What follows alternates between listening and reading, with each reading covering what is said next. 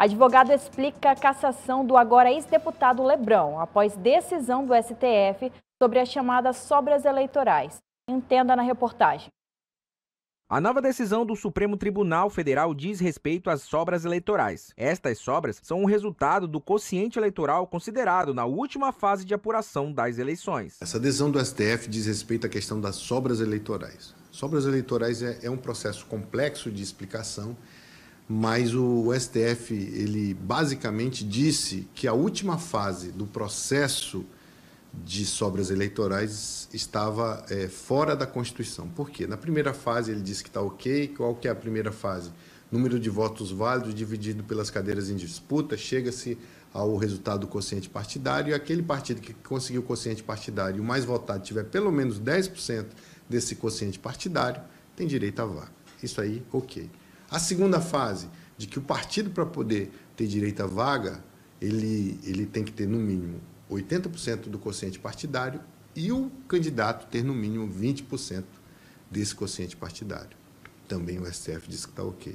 E aí chegou na terceira fase, que para a resolução do Tribunal Superior Eleitoral deveria só participar dessa terceira fase os partidos que tivessem alcançado 80%.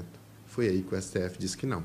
O STF disse que qualquer partido, mesmo aqueles que não alcançaram o quociente partidário, tem direito de participar da divisão dessas sobras eleitorais. E por isso o STF, então, considerou inconstitucional. Essa foi a decisão do ano passado.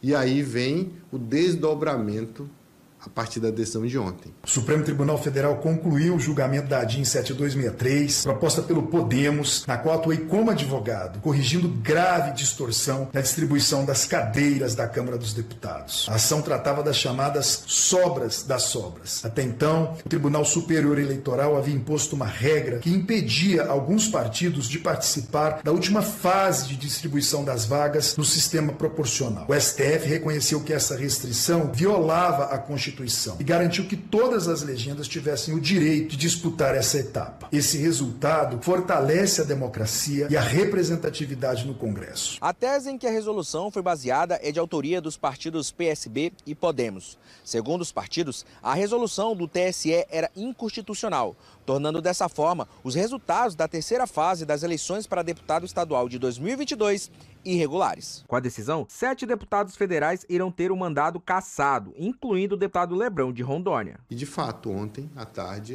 o STF, então, na sessão, reconheceu por 6 votos a 5 que essa norma, sendo inconstitucional, ela tem que ser aplicada de imediato e voltando os efeitos dela às eleições de 2022. E assim procedeu, reconhecendo essa inconstitucionalidade e dizendo, portanto, que vai ser aplicada a 22. E o que isso impacta na nossa vida, no cotidiano nosso da política rondoniense e brasileira? Serão 7 deputados federais que irão perder o mandato. 4 do estado do Amapá, 1 de Tocantins, 1 do Distrito Federal e 1 de Rondônia.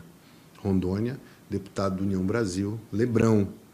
Mas isso é feito de imediato? Não. Precisa primeiro fazer o acórdão, publicar o acórdão do STF.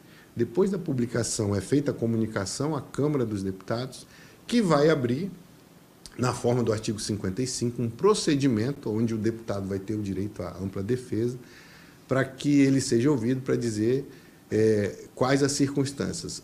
Além disso, a Justiça Eleitoral também terá que ser comunicada para que abra um procedimento de recontagem dos votos. Haja vista que, retirando o Lebrão dessa 8ª vaga, alguém vai ter que substituir esse deputado. Nenhum deputado no Brasil, nenhuma cadeira de deputado no Brasil pode ficar vazia.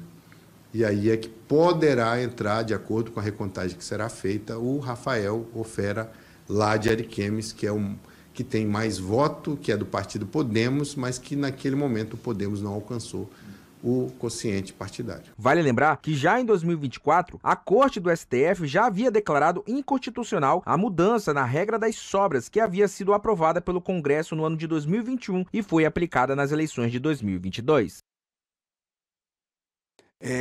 Era algo que já estava sendo esperado há muito tempo. O próprio deputado Lebrão, aguardando esse resultado, ele ficou intimidado, sem dúvida alguma. Ele trabalhou ativamente, procurando honrar o seu mandato, mas sem nenhum alarde, sem maior alarde. E agora, com essa decisão, nós teremos até cumpridos os ritos que ainda faltam, que já foram aí narrados pelo Dr. Joacy Loura Júnior, teremos a troca. Agora, Joacy Loura Júnior, pela sua experiência, acredita que isso não deve se dar antes do segundo semestre desse ano, ou lá para o final até do segundo semestre, porque os ritos, eles têm prazos para serem cumpridos e assim por diante. Outro detalhe que muita gente também não lembra, o Rafael Léo Fera, ele está hoje inelegível, foi cassado pela Câmara de Vereadores, numa decisão política, é verdade. Parece que ele estaria já recorrendo dessa decisão da Câmara. Parece não, com certeza ele está recorrendo.